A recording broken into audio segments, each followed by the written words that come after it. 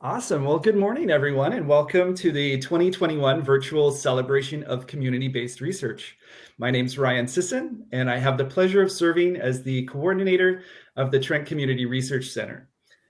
As many of you know, the Celebration of Research is our most anticipated event of the year, and today more than 150 people are going to gather over the next 2 hours to explore, share, discover, and discuss the work of our community-based student researchers. These certainly are difficult and challenging times for many, and today we wish to applaud the efforts and contributions of our community hosts, research participants, faculty advisors, staff, and of course, our student researchers, many of whom have been working tirelessly since September on the many projects that will be on display today. Okay, so before you'll see the agenda, and there are really a lot of unique things to explore. We do invite you to visit each of our booths. They've been arranged by discipline. And in each of the booths, you'll find research posters and also our student researchers who you can connect with and chat with. This year, we're pleased to showcase the work of 41 students who were supported by more than 21 community organizations. And on behalf of the team at the Trent Community Research Centre and the Department of Co-op Careers and Experiential Learning, I wish to thank the Office of the Provost and Vice President Academic for their continued support of our annual Celebration of Research. We're fortunate to have with us today Dr. Michael Kahn, and each year the Provost Office has sponsored the Provost Award for Academic Achievement in a Community Setting. This award goes to the project that best demonstrates rigorous community-based research practices to produce results of particularly high academic merit. As many of you know, we were unable to host our Celebration of Research last year, and I wanted to take a moment to personally thank our next guest, Dr. Michael Kahn, Provost and VP Academic, for generously providing sponsorship this year to recognize award winners for both 2021 and 2020. Please join me in welcoming Dr. Kahn. Thank you, Ryan, and good morning, everybody. And let me begin by starting to say that congratulations to everyone on such an exciting initiative, and obviously to all the students for your successful projects. This celebration highlights the active collaboration between the Trent Community Research Centre, Trent faculty, student researchers, and community organizations. For more than 25 years, students from Trent University have been working across the region to support the direct needs of community organizations, while also having the opportunity to learn critical workplace-ready skills. The TCRC works with our community partners to create achievable applied research projects and then supports our students in undertaking this research. At Trent, success is driven by the integration between cutting-edge research, excellence in teaching, and innovative community impact. These projects provide valuable experiences for Trent students to gain critical thinking and lifelong learning skills that prepare them for successful careers and to become engaged citizens. It is an opportunity that they will always cherish. The projects on display today demonstrate the value of community-based research, both for our community partners and for Trent students. These unique experiential learning opportunities allow students to demonstrate and refine the skills they have developed during their studies to advance knowledge in our communities. Thank you for visiting the Celebration of Community-Based Research today, and congratulations again to all our TCRC students for their contributions and commitment to local community development. Enjoy the day, everyone. Great, thank you so much, Dr. Kahn, and we certainly appreciate the time that you've taken to be with us this morning.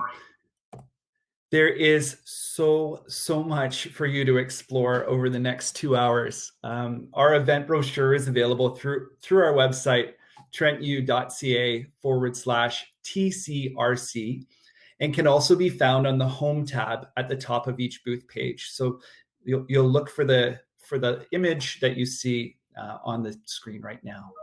With 21 projects from this year on display, we encourage you to take your time, review the research posters, and reach out to a waiting student researcher who's eager to share their work with you. Under the TCRC Opportunities tab in each booth, you will find currently available projects, as well as the research posters from 2020 and 2019. Lastly, you can click on the Program Information tab to learn more about CBR opportunities for future student researchers by discipline. Again, I'd like to share the agenda with you for the day. And Juliana, would you mind giving us a preview of what we can expect from the student presentations that are taking place throughout the morning? Yes, thank you, Ryan. We are in for a real treat, everybody. I'm so pleased to be here. My name is Juliana Stonehouse. I'm the Student Experience Coordinator with CareerSpace, and so incredibly excited to be a part of this wonderful event. So thanks so much, Ryan, for the opportunity.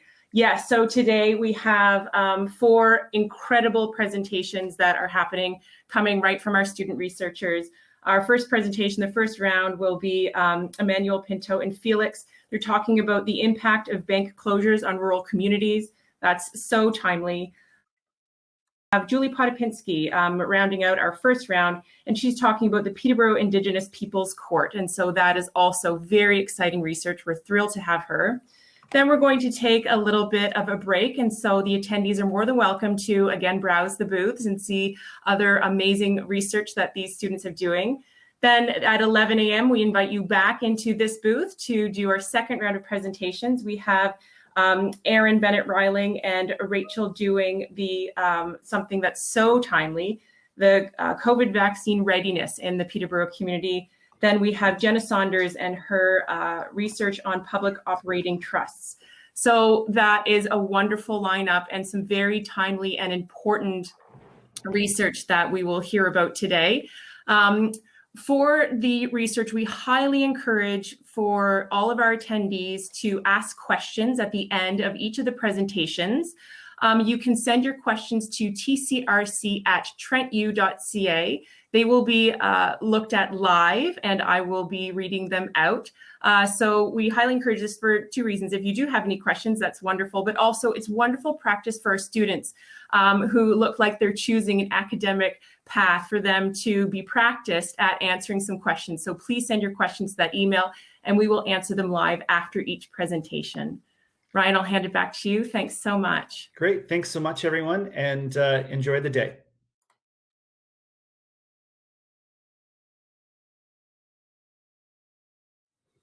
Welcome, everybody, to the first round of student presentations. I am joined now by Emmanuel Pinto and Felix. And without further ado, I'm going to turn the floor over to them to present on the effect of bank closures on rural communities. So over to you, gentlemen. Thank you. Okay, so good morning to everyone from the Trent community, the Peterborough community, and beyond. Thank you so much for being here today. My name is Felix Chan, and with me today is my research partner, Emmanuel Pinto. Today, we are excited to be presenting our research project, the economic impact of financial institution closures to rural communities. The project is being presented to you today in collaboration with Peterborough and the Kawarthas Economic Development, Trent University's Department of International Development Studies, and the Trent Community Research Centre. So some background information. I'd like you to think about your own personal finances for a bit here. Do you have a bank account? Maybe you have been using online banking a lot more this year. Have you ever thought about how far your nearest bank branch is? In the past 3 years, 2 communities within the Peterborough County have lost their only banking institution. The TD branch in Millbrook closed in August 2017, and the RBC branch in Apsley closed in April 2018. These closures have had far-reaching consequences throughout these communities. It's also important to note that this is a growing trend that can be seen across Canada. So our main research questions are as follows. What are the social and economic impacts of rural financial institution closures on businesses and residents in rural communities? And what can be done in Peterborough County to mitigate the negative impact? I'm going to start talking about the purpose of our work. So there are 3 main components to our research. Firstly, we are studying how other rural communities around Canada have been affected by rural bank closures and how they have responded to these challenges. Secondly, we are looking at the unique social, business, and economic challenges that Millbrook and Apsley specifically face as a result of these rural bank closures. Thirdly, we seek to provide solutions in the form of policies and actions that local governments and organizations can implement to overcome some of their specific challenges. Our methodology consisted of an extended literature review and semi-structured interviews with community members, municipal leaders, and local business owners. Our literature review process aims to cover the social and economic impact of bank branch closures on business and residents in rural communities in Canada as a whole. Additionally, we also aim to identify possible options and strategies for reducing the impact of these closures and expanding access to financial services in rural areas. Our semi-structured interviews enabled us to hear the first-hand experiences of the community members themselves and will support our findings in the literature review process. We ask questions that will better our understanding of the experience of losing a bank in rural areas and to gain input from the local perspectives on the economic prospects of their communities. So far in our preliminary findings, in our literature review, we found that for individuals, the impacts include reduced savings, larger cash withdrawals, lower investment revenue, and less access to and higher costs for financial planning advice. For businesses, the impacts can be felt in the form of check cashing, loss of cash sales, accumulation of excess cash, delay in depositing checks, and payment of debts. From our interviews with community members, we found that there's a loss of social inclusion for certain members of the community, in particular, seniors and people with physical challenges. There was also a loss of overall trust in financial institutions overall. On the brighter side, residents and businesses in Millbrook and Apsley have largely adapted to the new reality by scheduling visits to other branches and using online banking wherever possible. However, having equal access to internet banking is still a major issue that needs to be addressed.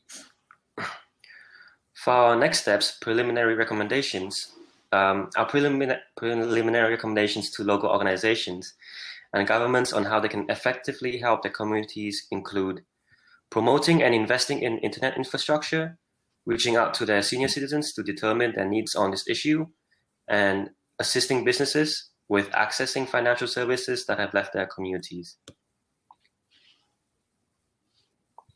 So, you might be asking yourself, why should I care about this topic?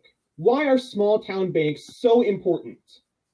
We have found, as we talked to community members over the past semester, that the bank was not only a place to access financial services, it was a gathering place. People scheduled their days around the bank schedule. Business owners could walk across the street to meet someone they knew and trusted for financial advice. Local charities would be sponsored and supported by their local branch. Not all is lost, however. Most respondents said that overall, while they still do have challenges, the community has adapted well to the change. Our job with this project was to help them find ways to overcome the specific challenges that they currently face. The project is yet to be completed or meant to directly solve the issue. Rather, our research will help the people of Millbrook and Apsley forge a new path forward and raise awareness of this issue. We are optimistic about the economic future of these communities and hope to spend some time visiting them once this pandemic passes. So thank you for listening, and we are happy to answer any questions you may have.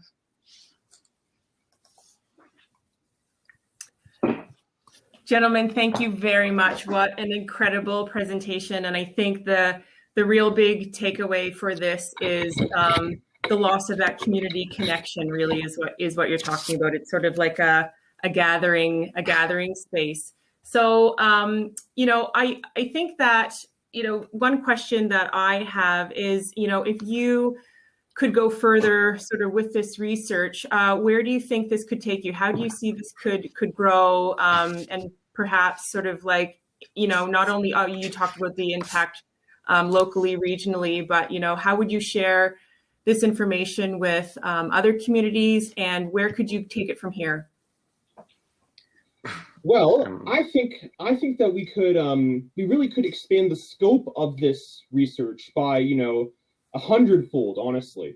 Right now we're looking specifically at 2 communities in Peterborough County, and even some of our respondents from the interview said that we could expand to neighboring communities such as Bethany in Kawartha Lakes recently lost their branch. There are a few others, I think. I can't think of them all off the top of my head. Coe Hill up in Haliburton County or Hastings County also lost their bank branch recently. So there are a number of, this isn't unique to this area, nor this province even. It's a national issue that's taking place. And we would love to expand the scope, talk to communities across the country even, and get their input, and then perhaps do something at the federal level to mitigate these challenges that communities face.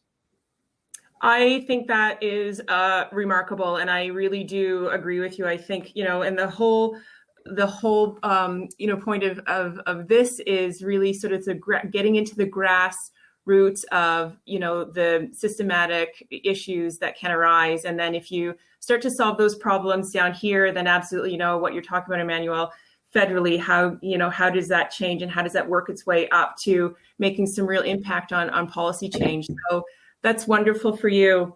Mindful of time, gentlemen, I think I'm going to end us now. However, I know that there's probably lots of questions from the attendees in the audience. So what we will do, attendees, if you do have questions, please do send them to TCRC at trentu.ca, and we will put you in touch with these wonderful students and get those questions answered for you.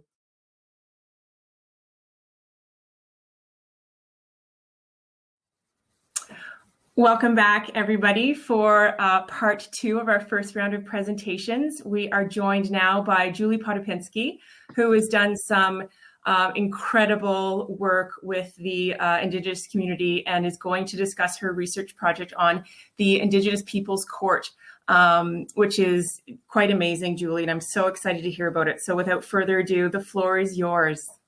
Thank you. Hi, everyone. Thank you for coming to the presentation this morning. My name is Julie Podopinski, and I'm a 4th-year forensic science student at Trent University. I completed the Indigenous Peoples Court project with Nathan Baker of the Peterborough Indigenous Peoples Court Committee. In Peterborough, community members, lawyers, judges, and Indigenous members have worked together to create the Peterborough Indigenous Peoples Court Committee in hopes to open an IPC in the near future. The purpose of my research for the Peterborough IPC Committee is to determine the most effective methods that are being used in IPCs in Ontario and across the world. I was also enlisted to develop an evaluative tool that would be used to assess the success of the Peterborough IPC. Unfortunately, the time limit of this project did not allow me to do that. So an Indigenous Peoples Court is an alternative sentencing court that introduces methods that cater to the Indigenous offender and community. These types of in-court methods and alternative sentencing options allow for a more effective justice system for the Indigenous people in Canada. The main reason IPCs were created was to combat the overrepresentation of Indigenous people in the justice system. Indigenous people have faced racial discrimination in Canada for hundreds of years. This type of treatment has led to Indigenous people living through unavoidable circumstances such as social exclusion, poverty, and substance abuse. These types of factors, which are also known as Gladue factors, make the Indigenous person more likely to commit crimes and be introduced to the justice system. So therefore, the overrepresentation of Indigenous people in the justice system is directly correlated to the racial discrimination and colonialism that they have lived through. If you pay attention to the chart on the side of my poster, you can see that the overall population of Canada is only 5% Indigenous, whereas the incarcerated population that is Indigenous is over 30%. And this statistic is also represented in the youth incarcerated population as well. To overcome the overrepresentation of Indigenous people in the justice system, IPCs use a variety of alternative methods in the courtroom and sentencing processes to make the courtroom more comfortable for Indigenous members and also to show the respect we have for their culture. The alternative methods used in sentencing courts that I investigated were the sentencing circle, praying or smudging before and after court, the use of Gladue reports and caseworkers, and the presence and input from elders. In order to complete my research, I conducted a literature review that focused on material published in the last 20 years from New Zealand, Australia, and Canada. I chose this type of material because those were the first countries to implement IPCs. New Zealand and Australia also have an Indigenous overrepresentation crisis as well that the Canadian issue can be compared to. Therefore, I think using methods that work in New Zealand and Australia can be effective here in Canada as well.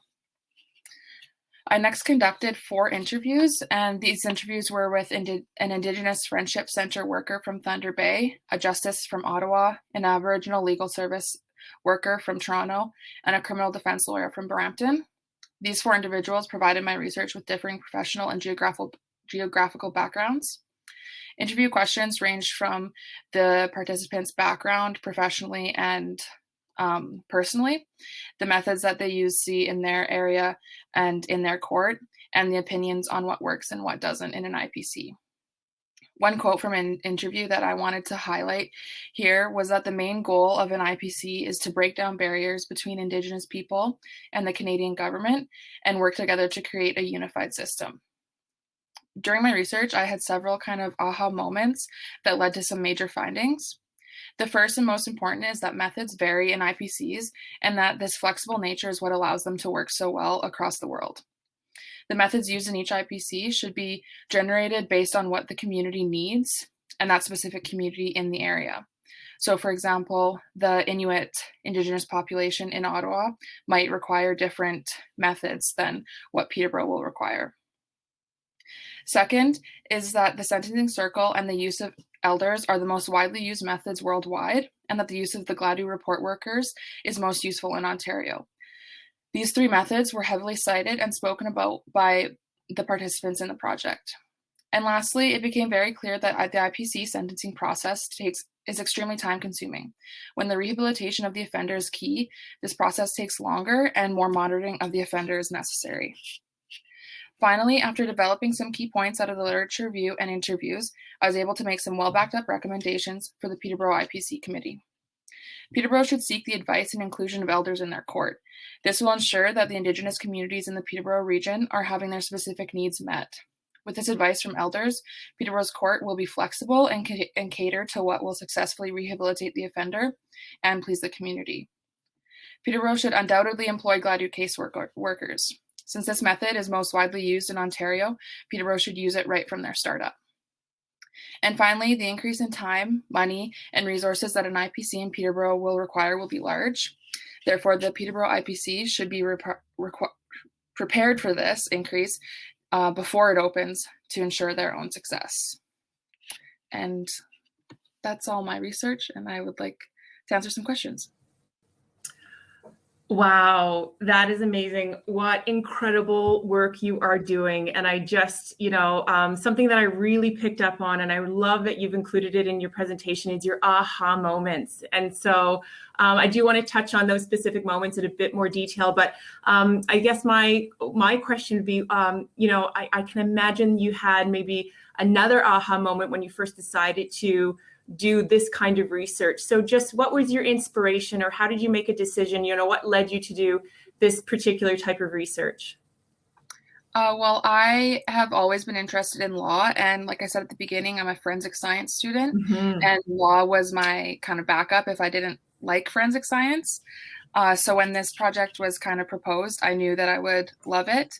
And since I've been researching or studying law for a few years, I recognize that there are a lot of issues in our system, and I think it is extremely important to start fixing them and recognize what we're doing wrong and what we have done wrong in the past, and kind of work to fix that and become one unified system. Yes, very good. There's obviously, and you touched on this, can you talk about sort of the challenges that you faced with coming and maybe getting information from people or being able to meet with the individuals they met with? Did you come across any sort of barriers or blocks there? Yeah, so I only got to interview 4 people. If I had all the time and resources in the world, I would have loved to interview everyone in Ontario. But obviously I couldn't do that. And people in the justice system are extremely busy. And sometimes talking to a university student isn't on their most to-do list. So re-emailing people and kind of bugging them and asking, can you please talk to me, was one of my biggest struggles. And I think if it was like one email, can we talk? And they said yes, it would have been so much easier and I would have been able to get so much more information. But of course, they're so busy and have so much more important things to do. Not more important things, but lots of priorities, yeah, and lots of challenges on that end too. But you know, and you've just sort of touched on like where you could go from here. I feel like, Julie, you could hire a whole staff of individuals who do work for you, who can, you know, get conversations with these important people. So we have our first question from our audience. This is amazing. Your research is so important, and I just want to lift it up to say, oh, I'm going to butcher this, but it is a beautiful Indigenous word. So intrigued about this eventual evaluation tool for effectiveness, especially from the perspective of Indigenous folks connected to the justice system. I've learned a lot from you already. Beautiful. That's so nice. It's so lovely. I wonder if you could talk about the links between early incarceration of Indigenous people for things like practicing our ceremonies, gathering together, hunting on our family hunting grounds, etc., and current incarceration practices and overrepresentation of Indigenous people in the justice system. Sure. So I never researched a lot about the early incarceration practices, but I know that the overrepresentation, like I said, it's directly related to those types of things of, you know, residential schools and kind of trying to snuff out their culture and their languages and their practices. And that has it might have affected someone's ancestors and not exactly affected them as much today, but that kind of treatment has been passed down from generation to generation for hundreds of years for these people. And we can't just say like, oh, it happened in the past, it doesn't matter to you, because that's not true. And that's not, it's not affecting them, and it will affect them forever. And I think has led to the overrepresentation of Indigenous people in the system, and we need to address that and admit it and work to fix it. You know, and it's so well documented, the ripple effect of residential school systems and this intergenerational trauma. It is really, you know, it's quite a stain on our Canadian, you know, system and whatnot. But I think you answered that question beautifully. I think you're absolutely bang on. Thank you. So we do have another question. Why is this important to present your work at the TCRC Celebration of Research? And what does it mean to you as a student and a researcher to be able to present? So when making my poster, I felt like, oh my gosh, there's so many words on it, but I still have so much to say. And I feel like I just worked so hard and did so many great things this past year, and I really wanted the opportunity to portray that. And when I heard of this opportunity, I volunteered, and I'm very passionate about what I've done, and I don't want my project to end in April. So I wanted to take every chance I could get to present. And I think being passionate about the work you're researching is probably the most important thing, because if you don't like it, then you're not gonna enjoy doing it. And I can like firmly say I've enjoyed every aspect of this project and everyone I've come in contact with. And I would love to keep working on something like this if I had the chance. Oh, well, I think we have, I'm myself included, and we have lots of viewers, close to 70 individuals that are probably rooting you on and saying, yes, Julie, go. You know, keep going with this research because it is so incredibly important. We're going to, I think we have one more question coming in here.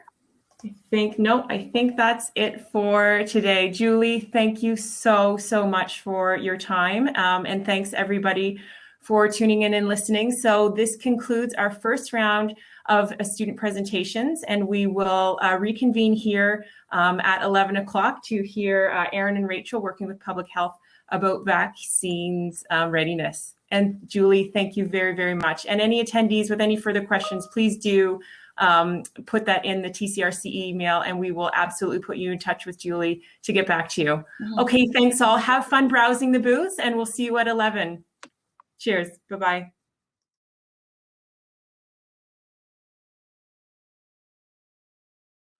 Welcome back, everybody, for the second round of presentations. I am joined here by Erin Bennett-Rilling and Rachel Pseudomonas, who are going to be presenting on COVID vaccine hesitancy. And my goodness, you guys, this is so incredibly timely and cutting edge research. And I've been bragging about, this project to a lot of people when I've been talking up this event, because it's so timely, and good for you for taking it on. So without further ado, I will hand it over to you. Thank you. Thank you. We just want to thank everybody for being here today. We're super excited to be able to present our research. So my name is Rachel Pseudomonas, and I am a fourth-year sociology student here at Trent. And my name is Erin, and I'm a fourth-year sociology and history student. And as the title gives it away, we are studying vaccine hesitancy regarding the recently developed COVID-19 vaccine. So our research seeks to better understand local vaccine hesitancy and some of the common misconceptions, concerns, and questions that individuals in the Peterborough region have about vaccines. So we hope to assist Peterborough Public Health in communicating effective messages with the local public about the COVID vaccine. So Prime Minister Justin Trudeau stated that there will be no return to normality until the corona vaccine has been readily made available to the public. It is estimated that in order to effectively end the ongoing pandemic and reach herd immunity, at least 2/3 of the population needs to be vaccinated. Yet recent polls conducted by the Angus Reid Institute show that only 46% of Canadians have said that they will get the vaccine as soon as possible. So these findings indicate that there's a significant portion of individuals who demonstrate skepticism and hesitancy towards getting the vaccine. So we worked with Peterborough Public Health to come up with a couple of research questions, and we focused on two different questions, one for myself and one for Erin, to kind of focus on a different aspect of vaccine hesitancy. So my question that I focused on was, which key messages will be most effective in encouraging vaccine uptake, and who should communicate them? And then my question is, during this research, what are the demographic and psychographic characteristics of local people who express vaccine hesitancy? And then what forms and sources of information do they consume, and how do they engage with these various sources? So to begin to answer these questions, Erin and I each did our own research based on our question, and we each produced 15-page literature reviews. From there, we developed a preliminary survey to recruit participants to participate in our focus groups. And so we conducted 4 focus groups with 18 participants.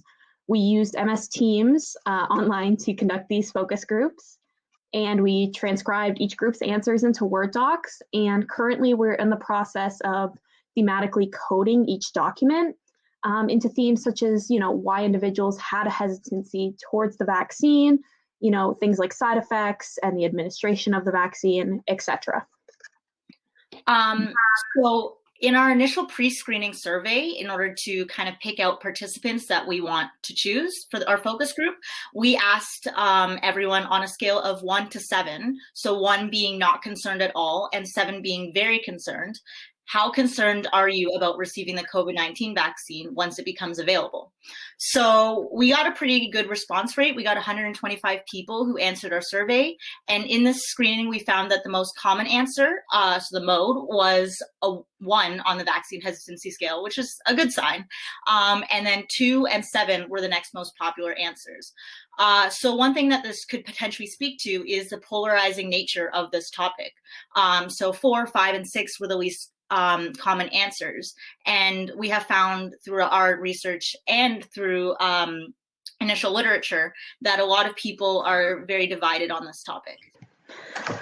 So We have a quote here, and this was something that a participant said to us, and I think it really speaks to our research and to just the type of research that, you know, all of the students in at Trent have been doing. Usually more is discovered during a war. There is more technological advancement and breakthrough during a war than any other time, and we're at war. So a gentleman in our focus group said this, and we both like this quote because it gave a great metaphor for the work that we and others are doing. So this COVID-19 pandemic is very new for everyone, and so is the vaccine. The pandemic is constantly evolving, and everyone is constantly learning new things about COVID-19.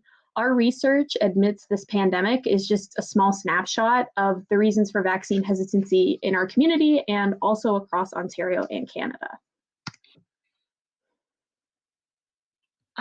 So with our findings so far, one thing that we actually found was that people are not as concerned about the vaccine itself, but rather they're concerned about what type of vaccine they'll get. So for example, if they're going to get Pfizer or Moderna or AstraZeneca or Johnson & Johnson, people had preferences for which vaccine they wanted to get, who was giving the vaccine. So whether it was a doctor or a pharmacist or a nurse, and then also where they were going to receive the vaccine. So for example, if they had preferences over an arena or a pharmacist's office or a doctor's office. Some mentioned concerns about possible side effects. A lot of people mentioned their hesitancy because of the newness of the vaccine, and there was also concerns about the efficacy rate of vaccines. And most people tended to make decisions regarding participating in the vaccination program based on an assessment of risks versus benefits. Doctors were mentioned across the board as the most trustworthy source for getting your vaccine and for reliable information about health in general. Many mentioned that their experience with previous vaccines also impacted their decision on whether or not they were going to get the COVID-19 vaccine. So while we have yet to finish our research, we will be recommending that Peterborough Public Health creates campaigns addressing the unique concerns we have found in our research and work to educate Peterborough residents and most of all, be transparent and show integrity. Additionally, we would like to encourage that more research to be done on this topic, especially regarding COVID-19 vaccine hesitancy and the specifically targeting the age group of 18 to 25, as our research was not able to include them. So these are initial findings, and we still got a long ways to go, but hopefully this will help get us on the right track. Yeah, we just hope that research such as ours is being conducted on a wider scale and that academics remain informed about this research as it continues to be published. We just want to thank everyone for coming today and giving us the opportunity to speak on our research. That's incredible. Thank you very much. And you packed a lot of information in a very short amount of time. So well done. And just a reminder to our viewers to email any questions to tcrc@trentu.ca. And we do have another presentation happening shortly, although we're going to allow time for questions for Aaron and Rachel. But Aaron and Rachel are going to be sticking around. So after Jenna's presentation, we'll open up the floor for questions for all. So that's great. Thanks for agreeing to stick around. You touched on something at the end that I think I want to dive into a bit more is, you know, the vaccine hesitancy. Obviously, you identified it a little bit at the end here, but those reasons are different depending on the demographic that you are researching. So, you know, the first individuals who were able to, or who could access the vaccine were the, you know, 80 plus, and now we're sort of the 70, and now we're into the 60 to 64 range. And so, you know, did you have an inkling, or maybe you mentioned this and I missed it? Like, do you feel that those reasons will change depending on demographic? Yeah, definitely. So my research question specifically pertains to demographic and psychographic characteristics and kind of how different demographics are with vaccine hesitancy. Some groups are more likely to be vaccine hesitant. And definitely we found in our research, age was a huge contributing factor. A lot of older people were more concerned about vaccines because they had less concerned about the vaccine because they had such a huge fear of COVID. And so demographics definitely play a huge role in this. Mm-hmm. And our research, over half of our participants were actually retired. So a lot of our research is biased in that way, so that I would say that a lot of our results are based on that older group. Mm-hmm. And that's why we said we need to hear from that younger group as well to fully understand. Yeah, absolutely. So what mechanism, you touch on this at the end again, but what mechanisms would you use that would be different to, sort of get answers from the younger demographics that you're looking to get into? Like, how would you change your approach or your research? Would you change your research question, like to encapsulate sort of everybody sort of between that age of like 18 and say 60? How would you change the way you approach it, if any changes? I think it comes down to a lot of our recruitment. So we recruited through Peterborough Public Health and through a lot of their messaging campaigns and social media. So if we wanted to recruit those younger people, definitely going to Fleming, going to Trent, that type of thing to recruit, I think would be really helpful. We might not have to change our questions so much as just get those people to participate. Mm-hmm. Right. Yes. And so I can absolutely see, those demographics not being, or not feeling like they have access, or it's not part of their daily thinking where they're thinking about, accessing information from the Peterborough Public Health. Their attention is otherwise. So maybe, like a social media campaign or something. But that's great. So no questions yet. Is there anything that you guys would like to add that you didn't touch on? Maybe like where you were going to go from here? Well, I'll go to our last slide, but we're going to write a report for Peterborough Public Health, and we're going to make some recommendations on what types of campaigns we think they should do, who they should target. And Aaron and I are kind of hoping that maybe they'll continue doing this type of research even once we're done. Maybe they will go ahead and focus on that younger group. Mm-hmm. Yes, absolutely. Well, that's fabulous. Thank you so much. And thank you, attendees, for attending this one. As I said, Aaron and Rachel are going to stick around. I'm going to take just a mini break here to get Jenna up and going and get her slideshow ready. And then we'll see you back here in a moment. Thanks so much. Welcome back, everybody. So here is our last and final presentation by Jenna Saunders, and she is going to be talking about the feasibility of implementing public operational trust. It's a long title, and I will let her explain the of that. So without further ado, Jenna, the floor is yours. Thank you so much. Yeah, so as Juliana just said, my title is a bit of a mouthful, but you will come to see why. My name is Jenna Saunders. My pronouns are she, her. My host organization is Transition Town Peterborough, with host supervisors Fred Irwin and Andrea Connell. And Ryan Sisson is my CBR supervisor. And my faculty mentor is Professor Roger Picton of the Trent School of the Environment. So a little bit about me. I'm in my fourth year of a Bachelor of Science in Environmental Science and Geography. I'm affiliated with Champlain College, and I'm Champlain till I die. And I was initially attracted to this project because I have a large interest in community development and how we interact with both the natural and built environment. So this project is an extension of Transition Town's original trust proposal for the $5 million sale of PDI last year. And Transition Town's proposal suggested that the proceeds of the sale from PDI go towards a public operational trust, or a POT, as I will be investigating it. So in this context, a POT is a form of a public investment trust, which is a sum of money that would exist to specifically build community resilience and promote economic localization. So the purpose of my project is to determine if this POT is feasible to implement within the Peterborough community. And the approach of this trust is modeled after the permaculture operating system, which is a system that builds community into its design and focuses on enhancing local resources. And this works in balance with the 4Es framework, which many people in environmental science may have come across in their classes. But this means that all decisions consider how energy, environment, economy, and equity interconnect.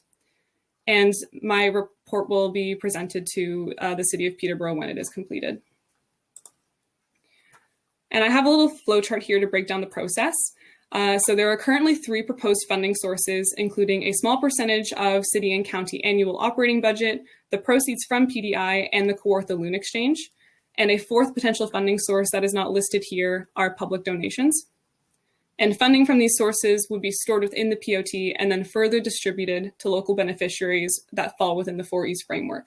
As for my research questions, I'm looking at, is a POT permissible within the Ontario Municipal Act? And if not, what changes need to be made to the Act to create a POT? Can citizens act as beneficiaries? Would this trust be able to accept donations from the public, as I just mentioned? And could the City and County of Peterborough assume ownership of the Kawartha Local Loon Exchange? As for my research methods, my research approach was through non-experimental qualitative data collections. And my first and main research method was desktop research, including literature reviews and environmental scans, which have been ongoing for me kind of here at my desk for the last 2 semesters.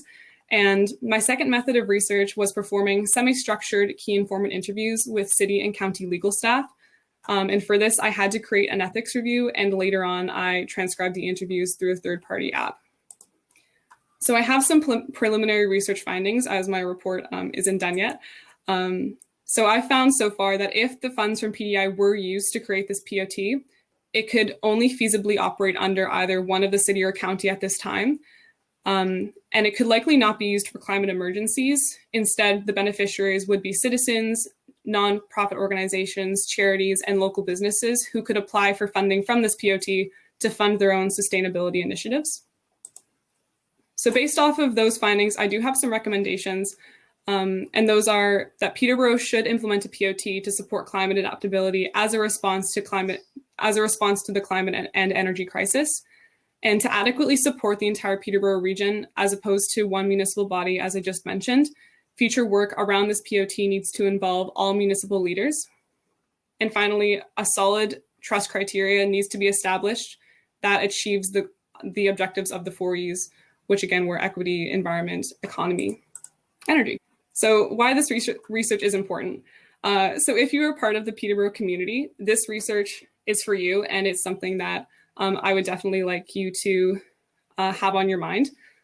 So I've included a little photo of my community within the colleges here at Trent. And this is a community that I hold very near and dear to my heart. And every single person in that photo and their well-being matters to me. And the ongoing climate crisis and associated injustices definitely create a level of concern for me and how my community is able to handle them. So as a community member or a student here at Trent or in Peterborough, you should have a say in where the money in your community is being spent. So if you align with the purpose and goals of this project, this trust is definitely worth your attention. So instead of just being interested in this topic, I definitely encourage you to look into Transition Town's original trust proposal and think about where you would like either the funds from PDI to go or how you would like to see our community deal with future climate adaptability and sustainability. And that is all. That's amazing, Jenna. Thank you so much. I definitely, your passion about this topic is palpable. So you can definitely tell that you have, this is something that's very, very important to you and you're quite passionate about. And you called us all to action. There's a definite call to action where, we get to not just sit and listen, where we get to be active participants in, your research to help address those funds. So with that call to action, let's just expand on that a little bit. If an individual, sees this presentation and thinks, oh yes, I can be a part of this, what would you think, would be the best first step for somebody to take action? Who do they contact? What do they think about? when they're thinking about these funds and where they should be allocated? As I mentioned, city and corporate county legal staff, there was actually a working group that was working to decide where the initial proceeds from PDI would go.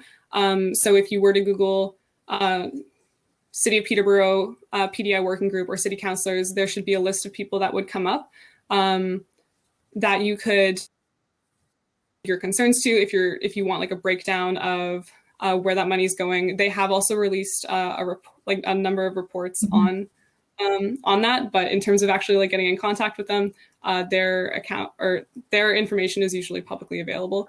But definitely that working group would be the best first step. Great. That's great advice. And you just mentioned that, you've kind of just scratched the surface of your research. So what are your next steps? What's your next sort of actionable items for you to take this research a bit more forward? Sorry, in terms of just like doing more research or like how the report's going to be used? Yeah, exactly. Yes, both. Okay. So my research, something that I need to do a little bit more of is just finishing up with some environmental scans. I'm currently looking at other regions such as like the Toronto Atmospheric Fund, the Greater Peterborough Community Foundation. Those are both great examples of where this has happened before and kind of like the similar framework. So I'm going to be finishing up my report with talking about places like those. And after the report's actually done, Transition Town is hoping to take the findings of this report and propose it to the city. And if the city or the county aren't interested, it's also available to use as a framework for other community bodies. And I think that's the biggest thing is the research that you are doing and all of our other student researchers are doing really does have a tremendous impact in, policy change and moving things forward. So, good for you. We do have a question from our audience. Would a POT still work if the largest source of funding, a PDI sale, was not available? Interesting question. Yeah, so that is something that we want it to work without the funding from PDI. Ideally, the funding from PDI would be used as an endowment towards this, but something that Transition Town has proposed is that 1%, 1 to 2% of both Peterborough and Peterborough County and city's operating budget go towards this trust. And I think in 5 years, they want it to increase up to 3%. So that ideally would be the main source of funding if the funds from PDI don't go towards this. But as I was saying earlier, if the funds from PDI do go towards this fund, there would have to be some negotiation between the city and the county because the funds from PDI are capital funds. So in order for them to join together, right, that would require like a lot of like working through. Yes, absolutely. So, I hope that answered your question. But if not, I think you did a great job.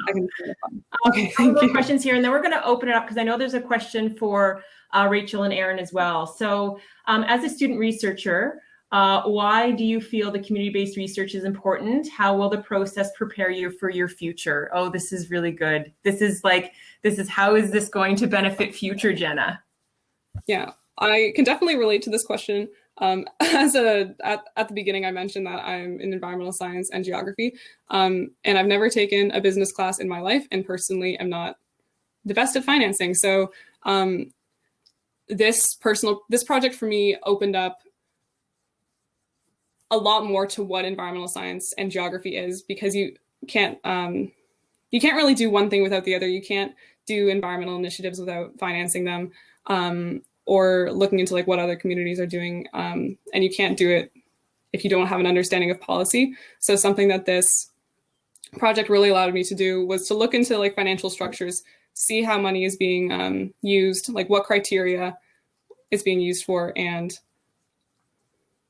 like that really put things into a lot of context for me, especially being outside of the classroom, where I'm learning like a lot of things in theory. So yeah, you've touched on a lot of great experiential learning aspects. Like it's hands-on learning that you wouldn't have got a chance to do through your theoretical work. So that's amazing. And then, putting yourself in that position where it's a tiny bit uncomfortable and allowing yourself for some personal growth on the, the financial literacy piece of this. So that's incredible. Thanks so much, Jenna. But please stick around because there may be more questions coming through. But Rachel, I see you still hanging around here. If you want to show us, that would be great. And I do have a question. Yes, Rachel and Aaron, amazing. Okay. I got kicked out, so. Oh, well, I'm glad you're back.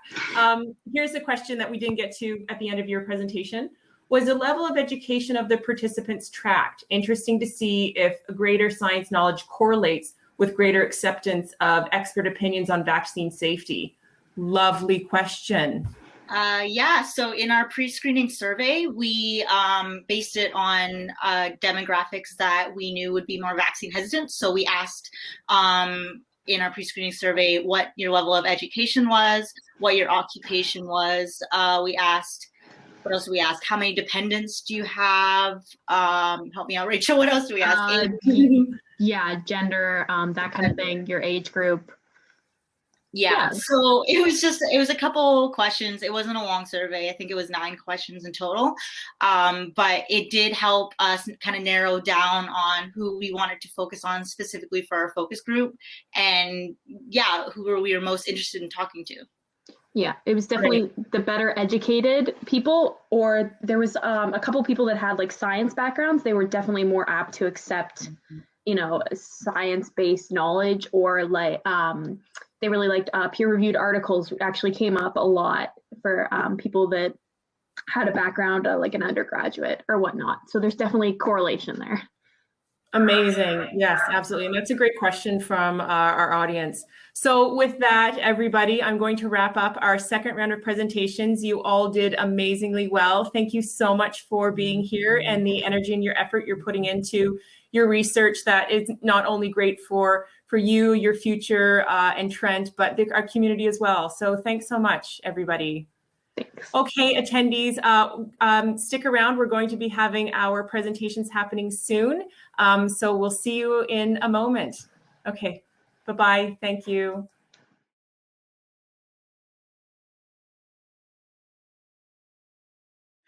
All right, good afternoon, everyone, and thank you so much for your patience as we were doing our final tally of the awards. We really are so grateful for everyone's time today. It's hard to believe, but we've had more than 150 people through the booth today, which is just beyond our wildest imaginations. So I'm joined today by Tracy Aladrisi, who is the AVP Careers and Experiential Learning and the University Registrar.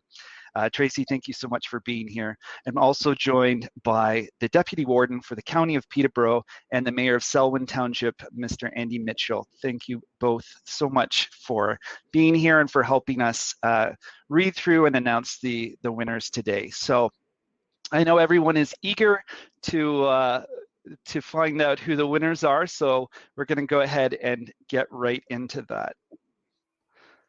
Okay, before we do that, I just want to thank you obviously for joining us, and I also want to thank our many sponsors.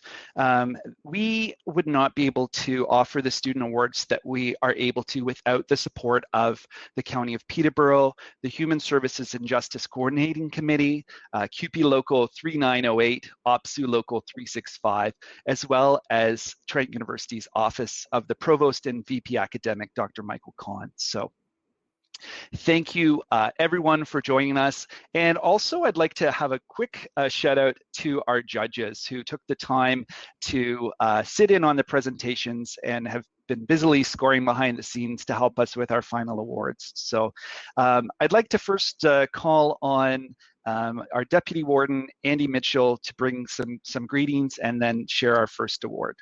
Yep, thank you very much. And congratulations to everybody who's been involved. It's really a significant accomplishment for all of those who've participated, and particularly in these trying times where everything's being done a little differently. So to all the organizers as well, well done. So the first award is the Innovative Presentation, Presentation for Oral Presentation. This is presented to the student or students who have demonstrated highly effective communication and presentation skills in the oral delivery of their presentations. The judges looked for high standards of design and information presentation, effective and imaginative delivery, and clear communication of research process and results. And the sponsor is Peterborough County. And the 2020 award goes to Adam Call from Business Administration and his project, The Economic Impact of International Students on Peterborough's Local Economy. And the host was the Workforce Development Board. And the 2021 award goes to Julie Potapinski, Forensic Science, the Peterborough Indigenous Peoples Court, Best Practices and Evaluative Criteria. And the host is Nathan Baker Law. Thank you, Andy. Our next award is the Innovative Presentation Poster Presentation, which is presented to students who've demonstrated highly effective communication and presentation skills in the design of their research poster. Judges looked for high standards of poster design and information presentation, effective and imaginative use of space, and communication of research process and results. Sponsored by the HSJCC, our 2020 award goes to Vera Golender, of a nursing student, for their project, Knowledge Translation of Precarious Employment Research Recommendations for Implementation, and the host was Perry. The 2021 award goes to Tia Benkowski, Indigenous Environmental Studies and Sciences student, for the project ILIC Fund, Identifying Best Practices in Program Evaluation, and the host was the ILIC Fund. Congratulations. And I'd like to turn things over to our AVP, Tracy. I'll let Tracy. Thanks, Ryan, and thank you for inviting me to be a part of this celebration of research. This has really been an amazing morning. I'm really pleased to present the Provost Award for Academic Achievement in a Community Setting on behalf of our Provost and Vice President Academic, Dr. Michael Kahn. And this project is awarded, this award goes to the project that best demonstrates rigorous community-based research practices to produce results of particularly high academic merit. And the 2020 award goes to Nicholas Diaz-Klaj for the Master of Bioenvironmental Monitoring and Assessment program, and his project was The Causeway, the Road to Economic Prosperity, with the County of Peterborough as the host. And the 2021 award goes to Felix Tran and Emmanuel Pinto from International Development Studies for their project, Economic Impact of Financial Institution Closures to Rural Communities, through the Peterborough and the Kawarthas Economic Development Corporation. Congratulations to both. Thank you. And the Deputy Warden, do you have time to read the last award, or I know you have another commitment? I will do this, and I'm pleased to do it, and that's to present the Community Impact Award, presented to the project that shows clear engagement with community needs and interests and illustrates the principles of a community-first approach to research work, creating the potential for significant impact within the community. And the sponsor is CUPE Local 3908 and OPSU Local 365. And the 2020 award goes to Emma Kaziski for Forensic Science, Viability for Tiny Home Community in Peterborough as a Means of Transitional Housing. And the host is the Human Services and Justice Committee. The 2021 award goes to Rachel Tistamenius, and my apologies for that, and Aaron Bennett Ryland of Sociology, COVID-19 vaccination readiness in the Peterborough region, and the host was Peterborough Public Health. Great, thank you so much, both of you. Sorry, everyone, for the quick awards announcement as our event wraps up. If you're interested in supporting CBR, please do not hesitate to contact us at tcrc@trentu.ca, and we wish you all a very good day and a good afternoon and a year ahead. Thank you so much. Thank you, everyone. Thank you.